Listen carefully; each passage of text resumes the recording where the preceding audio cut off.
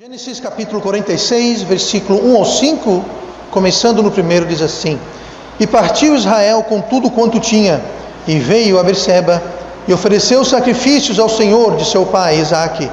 E falou Deus a Israel em visões de noite, e disse: Jacó, Jacó. E ele disse: Eis-me aqui. E disse: Eu sou Deus, o Deus de teu pai. Não temas descer ao Egito, porque eu te farei ali uma grande nação. E descerei contigo ao Egito, e certamente te farei tornar a subir, e José porá a sua mão sobre os teus olhos. Então levantou-se Jacó de Berseba, e os filhos de Israel levaram a seu pai Jacó, e seus meninos, e as suas mulheres, nos carros que Faraó enviara para o levar. E oremos. Amado Pai, obrigado pela tua palavra. Nós pedimos agora o seu poder, não apenas para que eu possa pregar com o poder do Espírito Santo, mas que também possamos ouvir pela fé, que é dom de Ti, ó Pai, para que possamos ser transformados, sermos ajudados, acrescidos pela pregação da palavra esta noite. Abençoa-nos, eu te peço, por favor, em nome de Jesus. Amém. E vamos nos sentar esta noite. Estamos de volta no nosso estudo de Gênesis, onde nós estamos aqui mais uma vez no capítulo 46. Nós já vimos o capítulo 46 sobre um outro tema, quando nós vimos 3, 4 capítulos juntos, mas nós estamos revendo alguns desses capítulos. Começamos na semana passada e vamos continuar no capítulo 46 e 47 na semana que vem. E o tema que estamos traçando nesses capítulos que estamos revendo é o tema: o que Deus espera de seu povo. O que Deus espera do seu povo. E nós já vimos na semana passada que Deus espera que o seu povo ande, viva, caminhe pela fé. Estamos tomando estas verdades a partir da vida dos irmãos de José, mas isso se aplica a nós também. Quando nós começamos nosso estudo em Gênesis, uns 3 anos atrás, eu comentei que o livro de Gênesis é um livro interessante, em que todas as doutrinas e ensinos e princípios bíblicos que você encontra em toda a Bíblia, você vai encontrar ele apresentado, introduzido, mesmo que seja de forma simbólica ou embrionária, no livro de Gênesis. Nós podemos dizer, portanto, que o livro de Gênesis é uma espécie de uma sementeira doutrinária. Qualquer doutrina que você encontra na Bíblia, você vai encontrar referenciada de alguma forma, em algum lugar, no livro de Gênesis. Então, o que nós estamos vendo aqui não é apenas algo que era verdade e aplicável para os irmãos de José, mas é algo verdade e aplicável para cada um de nós aqui esta noite, ou cada um de nós aqui que estiver ouvindo essa mensagem, seja lá aonde ou quando for que isso seja feito. Então, nós vamos a partir do capítulo 46, nós vamos ver aqui mais algumas coisas do que Deus espera do seu povo, o que Deus espera de nós. Então, olha no versículo 1 comigo, onde diz assim: E partiu Israel com tudo quanto tinha, e veio a Berseba, e ofereceu sacrifícios ao Deus de seu pai Isaque. Primeira coisa que eu quero falar hoje que Deus espera do seu povo, é que Deus espera que sejamos consumidos, tomados, cheios pela sua vontade, a vontade dele para as nossas vidas. Aí você pergunta: pastor, onde é que você tirou isso do versículo 1? Onde é que a gente pode pegar isso daqui do versículo 1? Bom, deixa eu só dizer isso antes de mostrar para vocês. A coisa mais importante, a prioridade número 1, a coisa que está no topo, deveria estar no topo, na lista de prioridades de cada um de nós, é a vontade de Deus para as nossas vidas. Isso deve ser a coisa mais importante. Isso deve ser aquele pensamento que consome quando você acorda de manhã. O que Deus quer para mim hoje? Porque a nossa vida, sabe, a gente fala da vontade de Deus para a minha vida. Tá, mas qualquer viagem, ela é feita de passos. Se você quer traçar ou seguir alguém, você vai traçar ele passo a passo, dia a dia, hora a hora. Se a gente quer seguir a vontade de Deus, mas a gente deixa para lá o diário, o dia a dia. Então nós temos que começar o dia, a cada momento, buscando, sendo consumidos em fazer o que Deus quer que a gente faça aquele dia.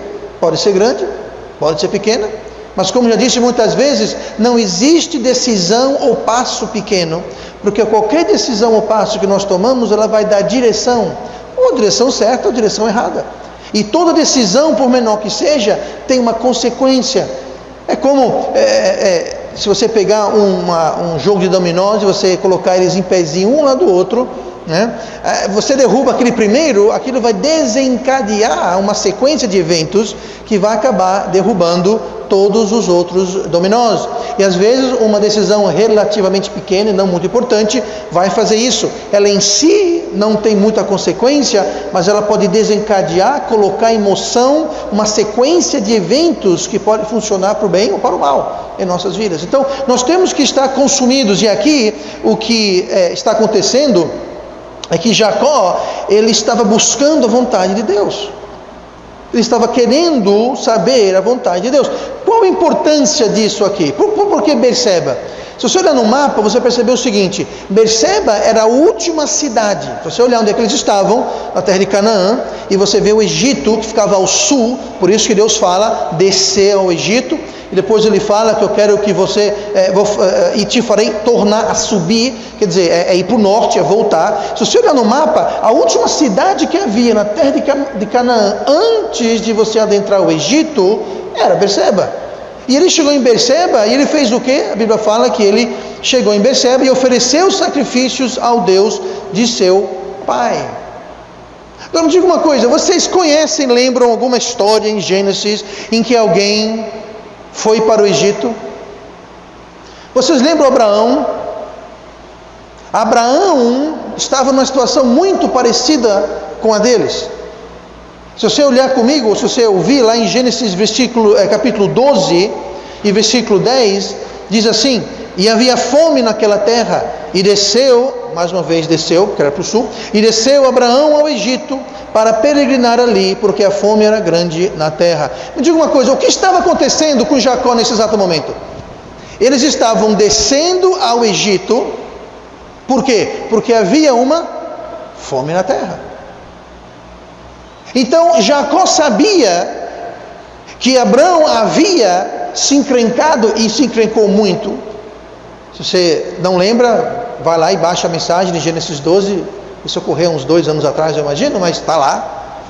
E o que aconteceu foi que havia uma fome na terra, e ao invés de Abraão confiar, aliás, o nome dele era Abrão ainda, não era Abraão, era Abrão. Em vez de ele confiar em Deus e esperar em Deus, ele buscou uma solução fácil, ele foi para o Egito. Na Bíblia, sempre que você vê Egito, o Egito ele simboliza e representa o mundo. Sempre. Então o que Abraão fez foi, ele saiu da terra prometida, ele foi para o Egito e se encrencou feio, encrencou tão feio que o próprio faraó expulsou ele de lá, falou: suma daqui, não volte mais, se eu ver você aqui, não vai ser bonito.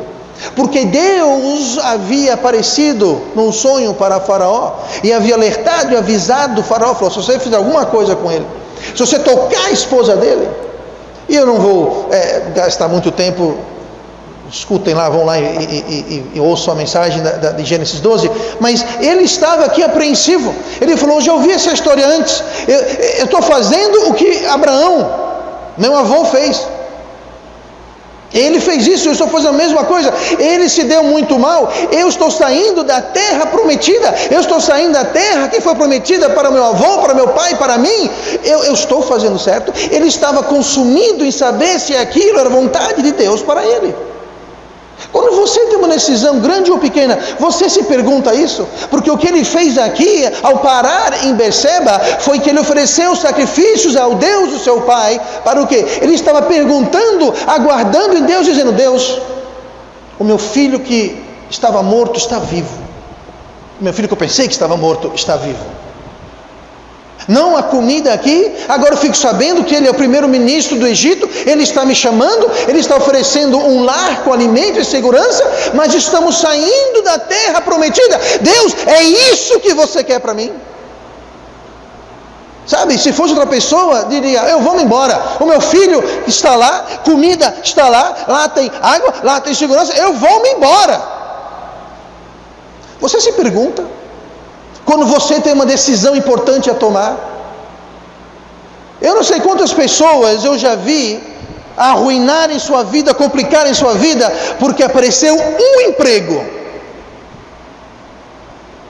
Pastor, é um emprego. Sim, mas você consultou Deus? Pastor, como é que a gente consulta Deus? Primeira coisa, vá para a Bíblia e pergunte: esse meu emprego vai ferir alguma coisa na palavra de Deus? Se vai, não é de Deus. Ah, pastor, mas eu não tenho tempo e a Bíblia é muito grande, eu não sei direito. Deus lhe deu um pastor para você perguntar para ele. Peça conselho, pastor, olha, é o seguinte, eu tenho emprego, apareceu assim, assim, assim, assim, o que o senhor acha? Eu falo, olha, eu vou dizer do ponto bíblico o que a Bíblia diz, agora a decisão é sua. Eu não proíbo ou permito ninguém a fazer nada, eu simplesmente dou a opinião. Eu não chego para você e digo, eu proíbo você de aceitar esse emprego, ou você está obrigado. Eu digo, olha, eu vou dar um exemplo. Tempos atrás, alguém nessa igreja foi oferecido emprego para trabalhar num bar. Alguém quer adivinhar qual foi a minha opinião? Agora, essa pessoa não me perguntou. Essa pessoa não consultou Deus, obviamente. Essa pessoa começou esse emprego, e essa pessoa não está entre nós mais. Essa pessoa estava indo tão bem, essa pessoa estava crescendo espiritualmente, estava sendo abençoada espiritualmente, estava sendo usado de Deus espiritualmente. Até um certo amigo falou, tem emprego assim, assim, assado. Essa pessoa foi e bagunçou a vida de um jeito. Se aquela pessoa tivesse consultado a Deus, buscado a vontade de Deus, estivesse consumido, não em ganhar um dinheiro, não em um emprego ou carreira ou pagar conta, mas estivesse consumido primeiramente e acima de tudo na vontade de Deus. Eu já recusei trabalho antes por causa disso. Eu já recusei promoções antes por causa disso. Porque conflitaria com a palavra de Deus. Agora veja bem, eu só mando em eu sou decidido por mim, mas nós devemos buscar, não quer vir para mim, não venha para mim, mas busque na palavra de Deus, seja consumido pela vontade de Deus. Aqui nós podemos ver como Jacó, aquele Jacó carnal, aquele Jacó traiçoeiro, aquele Jacó que se encrencou, aquele Jacó, como ele amadureceu. Você acha que Jacó consultou Deus antes de enganar o seu irmão? Bom, não enganou, mas de comprar a primogenitura de Esaú. Você acha que ele buscou a vontade de Deus quando enganou o seu pai, se fazendo passar pelo seu irmão mais velho? Você acha que ele pensou em buscar a vontade de Deus quando ele também trapaceou e enganou o seu sogro Labão? Não. Aquele Jacó havia amadurecido, e ele agora aprendeu e já maduro na fé, ele falou, peraí, eu já saí da vontade de Deus e me compliquei. Antes de sair de Canaã, no último lugar, antes de eu entrar no Egito, eu vou parar aqui, e eu vou fazer sacrifícios, eu vou perguntar a Deus, e eu vou responder. Pastor, onde é que fala que ele disse tudo isso? É só você ler o versículo 2. E falou Deus a Israel em visões de noite e disse, eis-me aqui. E disse, eu sou Deus o teu pai, não temas descer o Egito, porque eu te farei ali uma grande nação. A gente não sabe o que Jacó perguntou, mas nós sabemos o que Deus respondeu. E Deus respondeu, vá em paz. Pode ir que eu vou junto, mas eu vou tirar você dali. Quer dizer, não você, mas ele se referiu a Israel, não como Jacó. Pessoalmente Jacó não ia sair dali, pessoalmente Jacó morreu no Egito, mas Israel, a nação, seria tirada, e de fato foi. Mas Deus respondeu, por quê? Porque Jacó buscou a vontade de Deus para a sua vida. Muita gente tem medo, muita gente tem medo da vontade de Deus, muita gente não quer saber da vontade de Deus, simplesmente porque eles têm vontades próprias. Eles sabem o que querem, quando querem, como querem, sabem como vai conseguir, e se Deus quiser ou não, problema dele. Se Deus está ou não vem ao caso. E as pessoas têm medo se as suas vontades se encaixam com as de Deus bom. Sabe que isso não é submissão? Tem muita gente que age assim, eu penso de um certo modo, e quando Deus pensa igual a mim, beleza. Agora, quando há uma discordância, uma discrepância, uma diferença, então prevalece a minha vontade. Isso não é ser submisso, obediente a Deus. Só concordar com Deus, quando você concorda com Deus e discordar, a sua vontade prevalece, isso não é vontade de Deus. Isso não é submeter-se à vontade de Deus, isso não é buscar a vontade de Deus. E muita gente comete esse erro, Quem tem medo da vontade de Deus, tem medo de achá-la. E quem tem medo de achá-la, tem medo de buscá-la. Por isso que muita gente não busca Deus, não busca na Bíblia, não pergunta ao pastor, simplesmente faz. Essa pessoa que eu falei que aceitou um emprego num bar, ela não veio perguntar para mim. Eu te garanto que ela sabia qual seria a minha resposta. Alguém aqui duvida qual foi a minha resposta? A minha opinião, qual seria? Então as pessoas não buscam porque elas não querem saber. Mas Deus espera que o seu povo esteja consumido, buscando a vontade dele em suas vidas. Deus espera isso. Isso não é algo especial. Isso não é um dom específico. Gente, isso Deus espera de todo mundo. Ele espera isso de mim, de você, de todo mundo. Ele espera da pessoa que entrou na igreja ontem, que foi salvo ontem. Ele espera isso de alguém que foi salvo há 10, 15, 20, 30 anos atrás. Ele espera isso de todos. É o que Deus espera do seu povo. Na maioria das vezes, infelizmente, a vontade de Deus é vista como algo que é chato, doloroso, ruim, desagradável. A vontade de Deus nós fazemos como último recurso. Bom, eu vou servir a Deus se eu não conseguir nenhum trabalho na minha vida. Aí, por último, lá vou servir a Deus. Eu vou servir a Deus quando eu não tenho o que fazer, ou quando eu não tenho onde ir, aí eu vou servir a Deus. Por que a gente coloca muitas vezes essa luz tão negativa na vontade de Deus? Deus tem uma vontade para as nossas vidas. Pessoas que pensam que a vontade de Deus é algo chato e desagradável e terrível, se esquecem de Romanos 12, versículo 2, que diz: e não sede conformados com este mundo, mas sede transformados pela renovação do vosso entendimento, para que experimenteis qual seja a boa, agradável e perfeita vontade de Deus. Deus tem uma vontade e ela é boa, ela é perfeita e ela é agradável. Esse agradável é agradável para nós.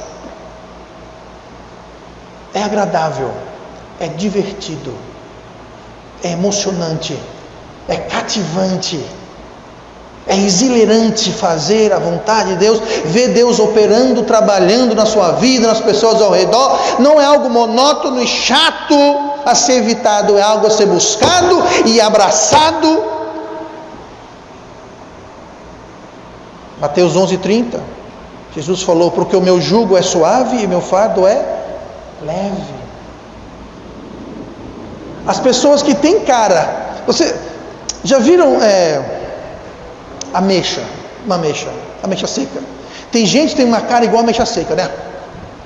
Parece uma ameixa seca a cara da pessoa. Pastor, está falando de mim? Não sei, talvez, quem sabe. Pessoas que têm cara de ameixa são pessoas que estão com fardo que não é leve e com jugo que é pesado. São pessoas que não estão experimentando o bom, agradável e perfeito. Porque não existe coisa melhor nesse mundo do que estar no centro da vontade de Deus para a sua vida. Lá tudo coopera para o bem. Romanos 8:28 fala o quê?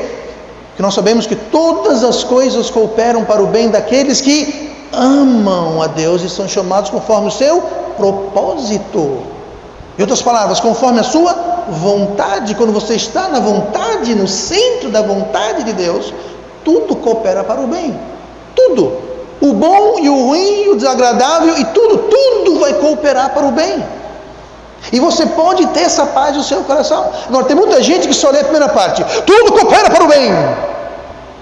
Calma, leia o resto. Você está amando Deus? Lembrando, amando não é uma dorzinha no coração. Amando é ação. Amar é um verbo. Você está fazendo o que para Deus com sua vida? Você está no propósito dele?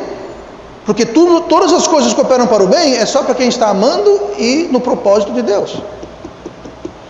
Vontade de Deus. Deus quer que a gente seja consumido pela vontade dele.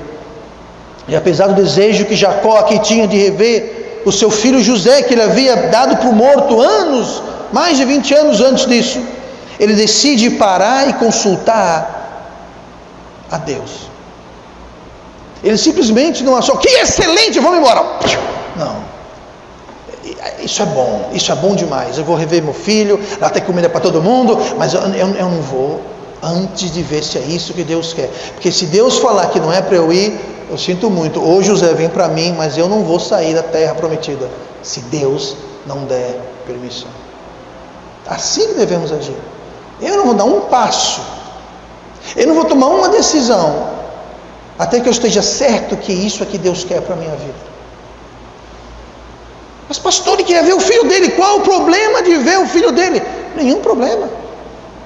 Tanto que Deus falou, pode ir.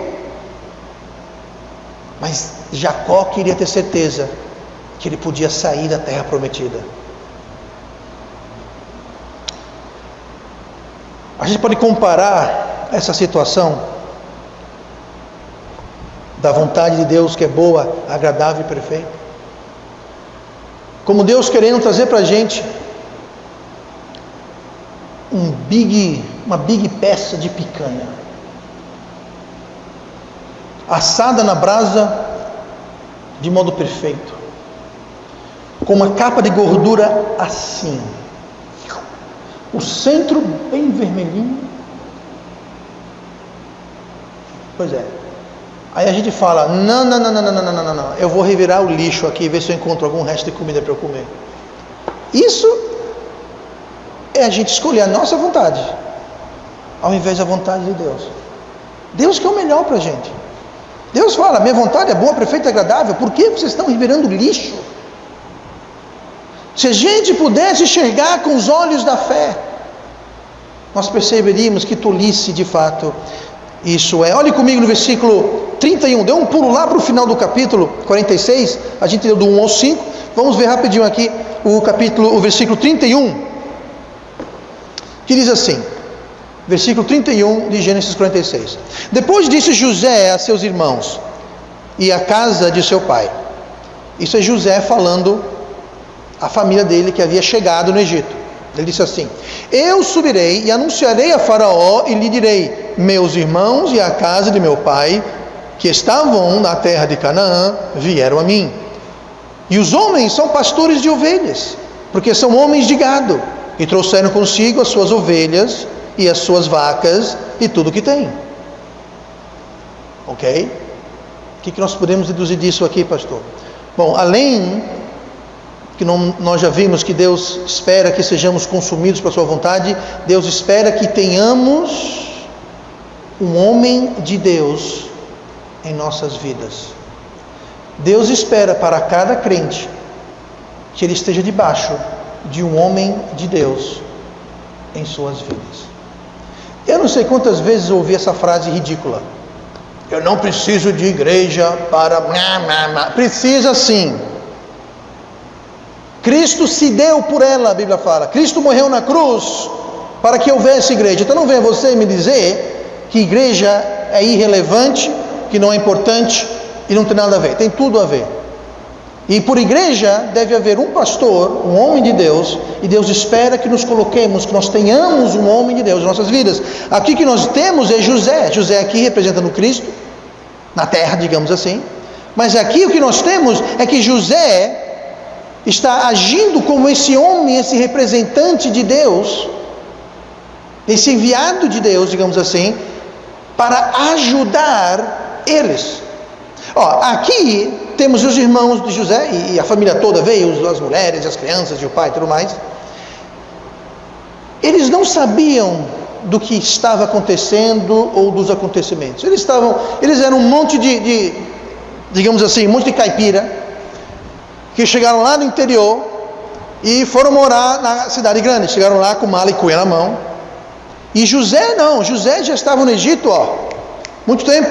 José conhecia a cultura, os hábitos, os costumes, ele conhecia o faraó, ele era um grande figurão lá no governo, ou seja, ele estava sabendo as coisas. E ele foi lá e ele estava já ajudando seus irmãos. Os seus irmãos, por exemplo, ficaram sabendo através de José que ainda faltavam mais 5 anos dos 7 anos de fome. Eles ficaram sabendo através da posição de José essas informações privilegiadas. Eles não sabiam de uma série de coisas, mas José sabia. E José estava ajudando, informando. E Deus tinha um homem lá para eles, para salvá-los e abençoá-los. Não salvá-los espiritualmente, mas salvá-los fisicamente, materialmente. É o que diz Gênesis 45, versículo 7, quando José, falando aos seus irmãos, falou assim: pelo que Deus me enviou adiante de vós, para conservar a vossa sucessão na terra, e para guardar-vos em vida, por um grande livramento. José falou isso. José falou: Deus me preservou e Deus me enviou para eu guardar, preservar a sua descendência, os seus filhos e a nossa família. Eu sou aquele homem que Deus está usando para salvar e livrar toda a família. José era aquele homem de Deus. José, ele sabia, ele via coisas de um modo diferente dos seus irmãos, porque ele foi preparado, ele foi equipado, habilitado para fazer isso. Ele mesmo disse: para isso eu fui preservado, para salvar a todos. Assim também o pastor, seja lá quem ele for, ele sabe e ele vê coisas que às vezes nós não vemos. E escolher o pastor. Então o pastor deve ser alguém que tem experiência, conhecimento e sabedoria. O pastor que foi preparado e equipado. Eu não estou aqui lançando meu currículo, não é isso. Mas tem que ser alguém capacitado. Porque hoje em dia tem muita gente que se autoproclama pastor. Ele não sabe nem a diferença do Novo e Velho Testamento, por exemplo. Tem muita gente que se autoproclama pastor, sai por aí fazendo besteira. Agora, se alguém quiser seguir tal pessoa, vá se embora, fazer o quê? Mas Deus espera que o seu povo tenha alguém, tenha um homem de Deus que esteja na sua vida para ajudar, para avisar, alertar, aconselhar. Alguém que tenha mais experiência, sabedoria, conhecimento. Alguém que foi preparado, habilitado, chamado para este papel.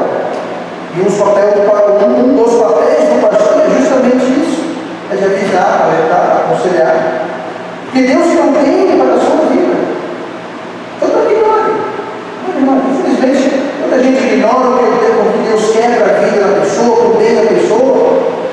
Então não minta para o pastor. Eu estou falando aqui, eu não sou pastor da igreja, mas qualquer que seja um pastor, eu estou falando aqui um pastor com um P maiúsculo, um pastor de verdade.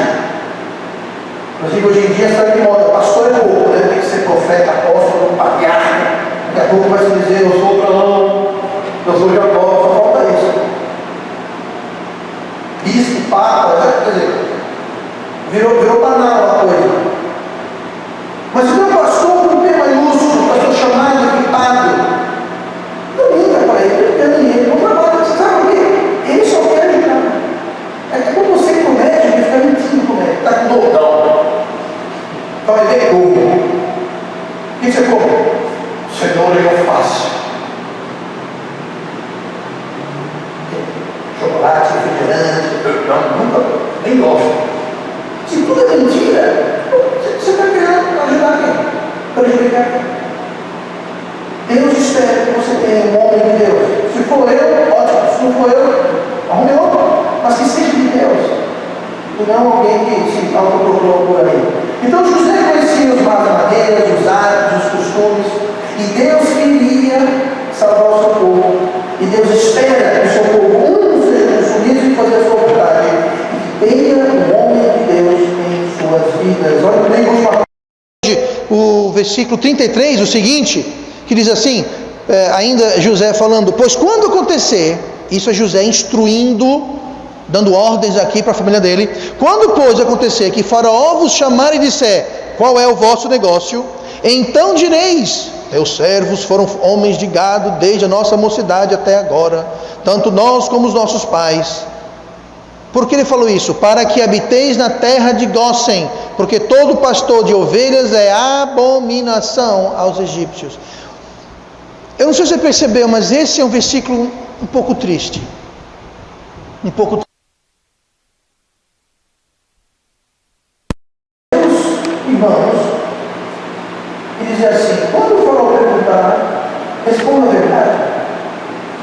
Precisava ele falar: quando ele perguntar, diga que vocês são pastores. Por quê? Ele dizer que eram o quê? Cientistas, astronautas. Eles eram o quê? Pastores. Por que precisaria eu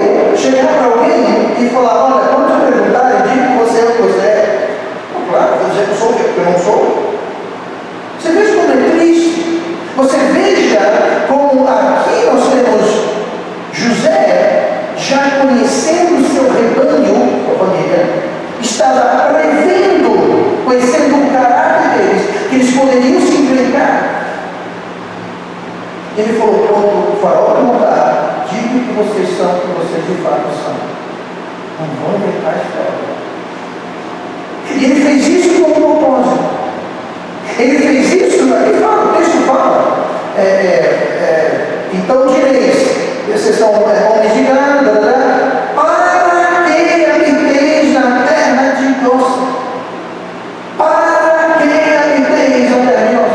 O motivo que vocês têm que falar isso é para vocês irem para a terra de Deus. Por quê?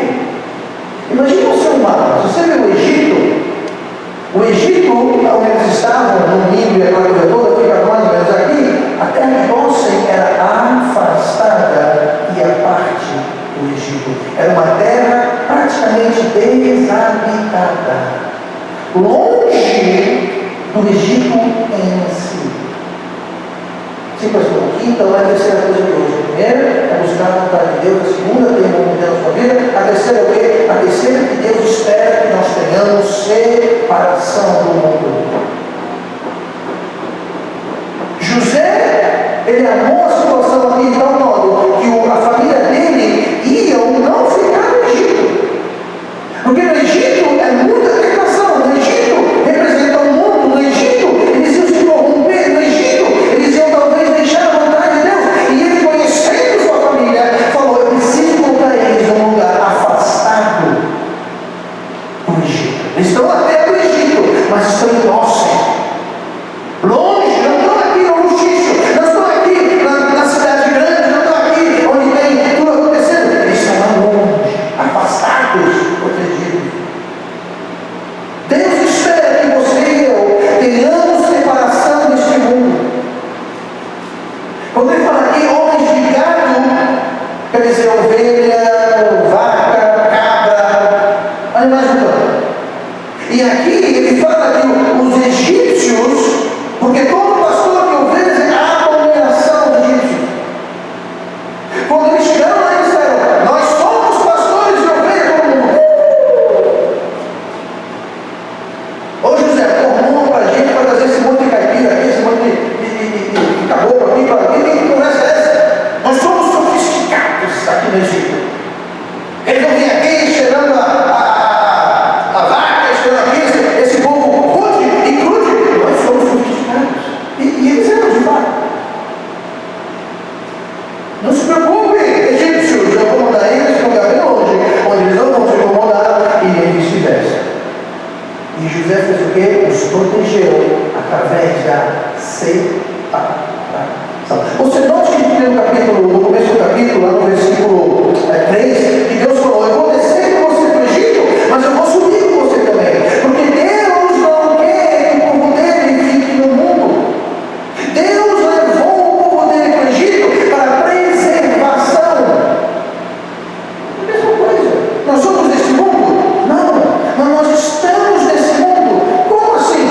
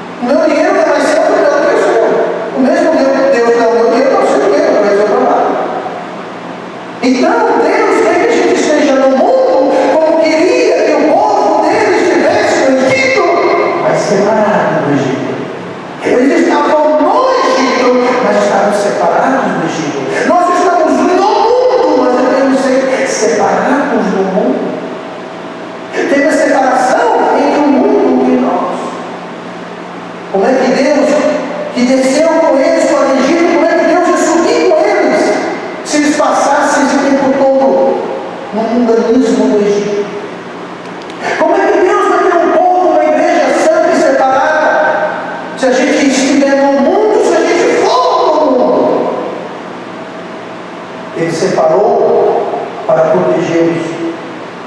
Deus quer que estejamos neste mundo, mas que nós não nos integremos, que não façamos parte deste mundo. Pastor, como é que foi que a família aqui chegou a esse ponto? José falou para eles, quando o faraó perguntar, e o faraó não deixa ficar sozinho lá, né? Você sabe como é que é? Quando gente importante, vai ter um monte de bajuladores, um monte de assistentes, sabe, a comitiva toda, né? Então falou, quando o faraó vier, com seus ministros, oficiais, tal coisa, e ele perguntar para vocês o que vocês fazem, qual o seu negócio, vocês digam, nós somos pastores de ovelhas, à frente do faraó e de todo mundo, publicamente, abertamente, para todo mundo ver. Nada dessa história de crente ninja. Sabe o crente ninja? É aquele crente que você vê toda semana, você nunca diria que a pessoa é crente. É aquele pessoa na escola, no trabalho, quando por algum motivo descobre-se que a pessoa é crente, você é crente? Fica todo mundo, queixo caído. A gente nunca imaginaria que você é crente. Você conta piada suja, você ri de piada suja, você sai, você mente, você fofoca, você se permite, você trapaça nas provas, você enrola o seu patrão, você é crente? Isso é o crente ninja. Ele está no mundo, mas o mundo não percebe a sua presença. É o sal que não salga e a luz que não brilha. Esse é o crente ninja.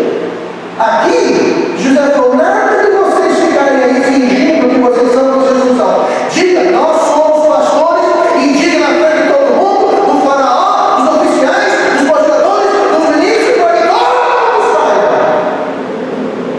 E ninguém quer chegar perto de vocês. Por quê? Porque pastores de ovelhas não são bem vistos ou bem-vindos no Egito. Mas pastor, se eu fizer isso, eu não vou ser bem-vindo naqueles ciclos de amigo. Ótimo. Se o nome de Cristo não é bem-vindo, você não quer estar naquele ciclo. Mas eles não vão ser meus amigos. Melhor para você, até um amigo, eu não traço. Eu não falso amigo. Se Cristo não é bem-vindo, você está no lugar errado. Francamente. Pastor, como é que a gente faz isso? A gente faz isso hoje, publicamente, sabe como? Chama-se batismo. Batismo é uma declaração pública de que nós somos salvos, se identificando com a morte e o sepultamento e a ressurreição de Cristo. É o primeiro passo.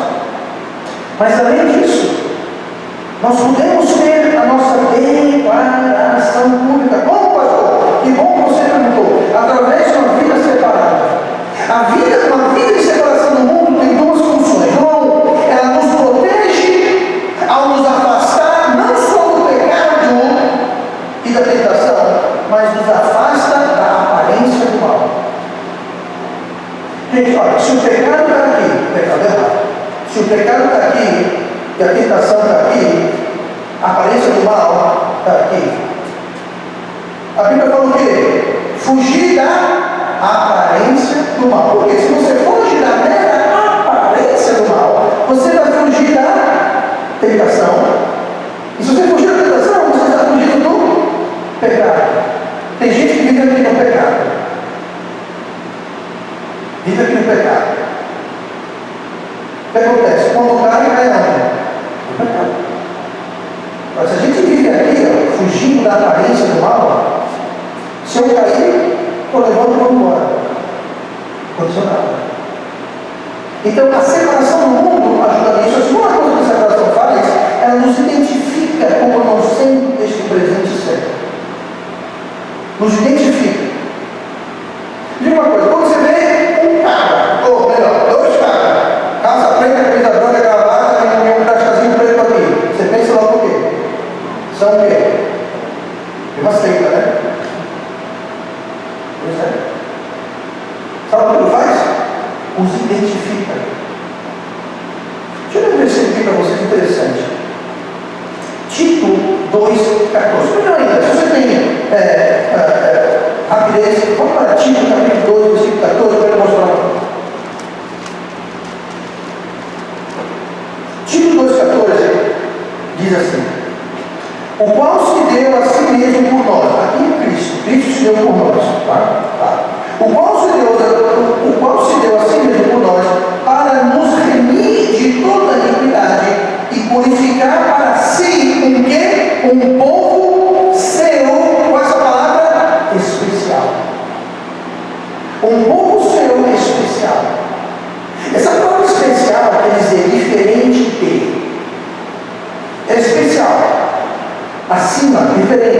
Não é igual. Diga uma coisa, se a gente vive como crentes ninja,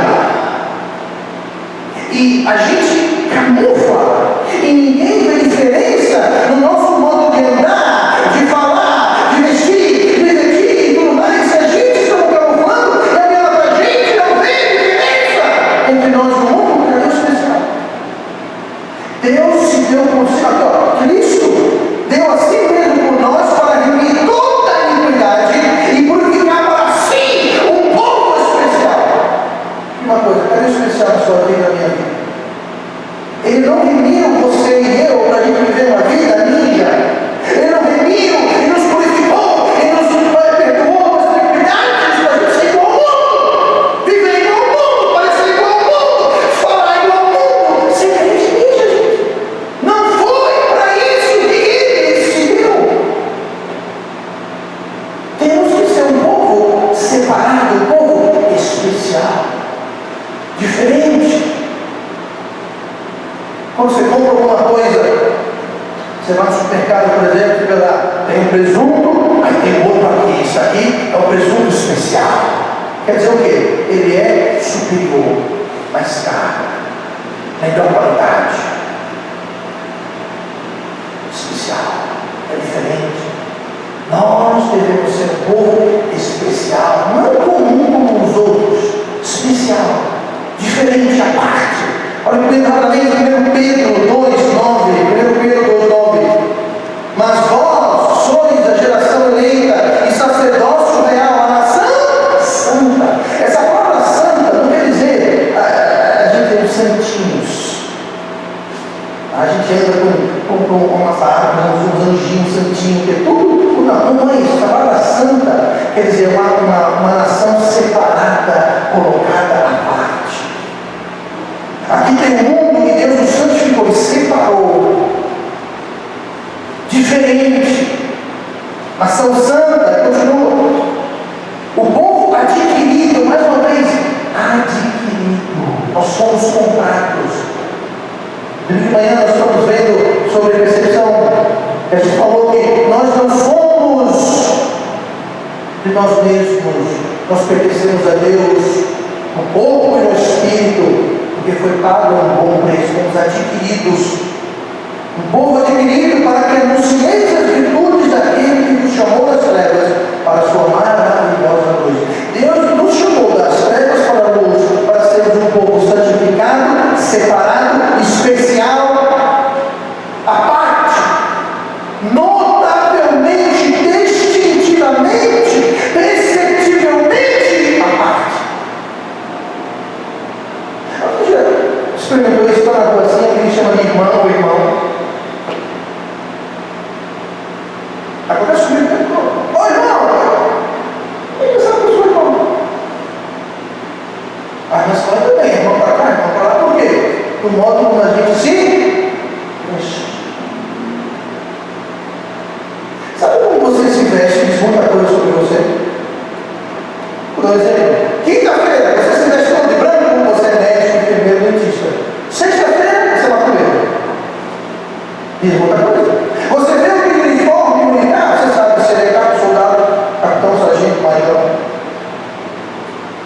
Dependendo do uniforme, você sabe se é polícia militar, você viu o uniforme. Polícia militar, se é exército, anástico, aí. E se você colocar um uniforme, é crime se você não for autorizado para fazer. Vai eu pegar um uniforme de mão vaga e vestir? Eu vou preso. É culpado. Porque como você se veste diz muito a respeito de você. Como você fala diz muito a respeito de você. Aonde você frequenta diz muito a respeito de você. Como você se diverte diz muito a respeito de você.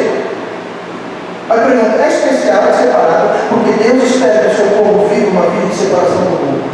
É o que Deus espera. Deus não vai deixar de salvar ninguém por causa disso, tem. Salvação vem você ouvir, crer e aceitar o Evangelho de Jesus Cristo que morreu na cruz para pagar os nossos pecados. A salvação é toda pela graça, começa pela graça, acaba pela graça, não vem das obras, para que ninguém se glorie. Efésios 2, 8 e 9. Mas Deus espera isso.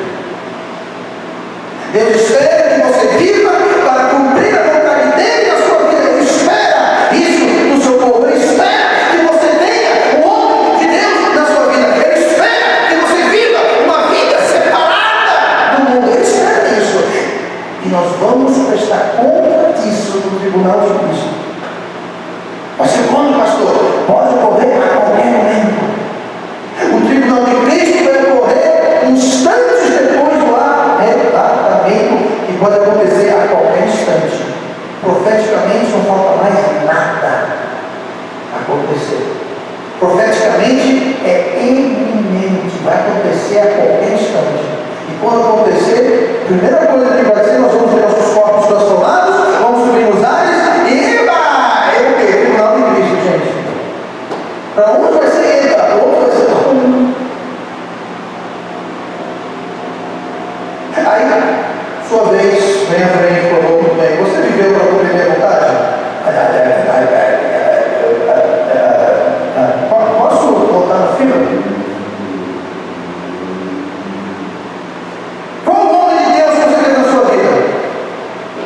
Eu achava que precisava. Okay. Viver uma vida separada do mundo? Vamos prestar contas. Vamos prestar contas. Deus espera isso do seu povo. De mim e de você. De cada um de nós. O Egito sempre simboliza o mundo. E Deus levou o seu povo ao Egito, mas manteve-os à parte da terra de Gósen para preservá-los. E hoje, Deus quer a gente no mundo. Mas você sabe, pastor, a questão a gente não estava comigo. Se você está vivo hoje, seu coração está batendo, está respirando, Deus quer você aqui. Se não quisesse, eu te levava amanhã, ontem, agora. Deus quer você aqui por algum propósito. Ele tem uma vontade boa, perfeita, agradável para você. E Ele espera que você busque essa vontade.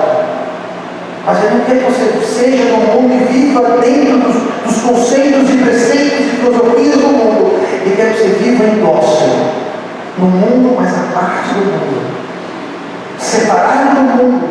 Sim, você vive, estuda, trabalha no mundo, mas você não faz parte do mundo. Você vive uma vida especial, separada para eles.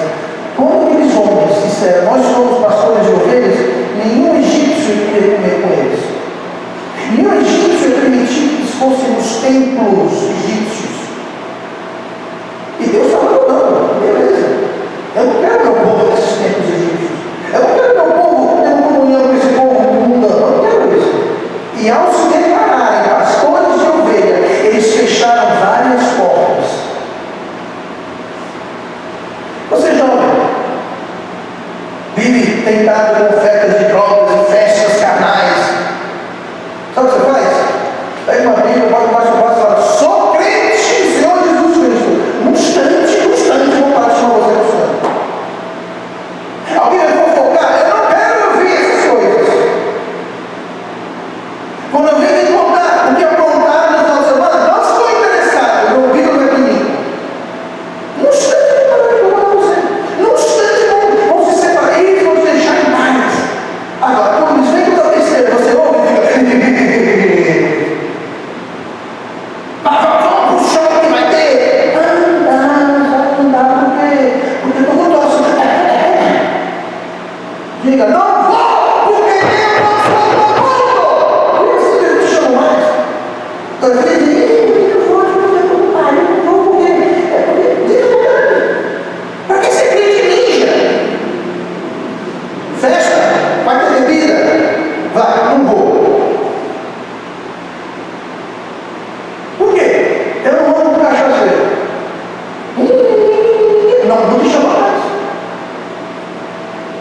Agora você vai, bebe, o filho que bebe, enrola.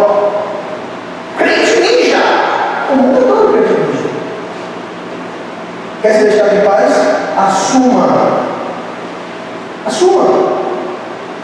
Proclame em alta voz nos copos das montanhas: somos de Jesus.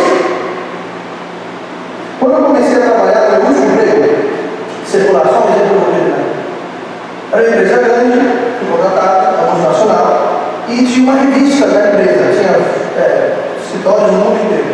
E como fui contratado, uma posição mais ou menos de destaque assim, veio a pessoa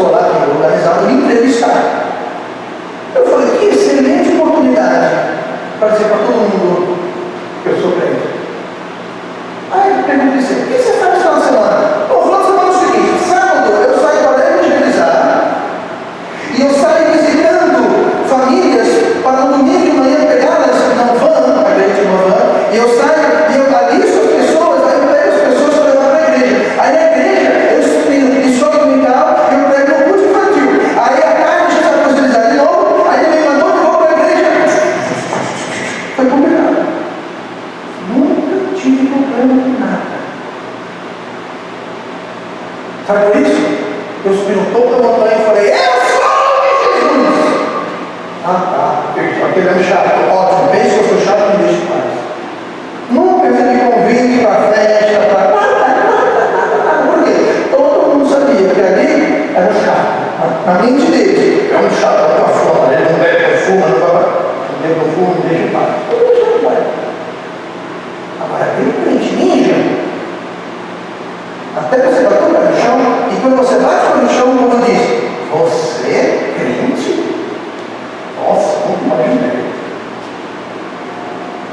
Deus espera que sejamos separados. Deus espera essas coisas do seu povo.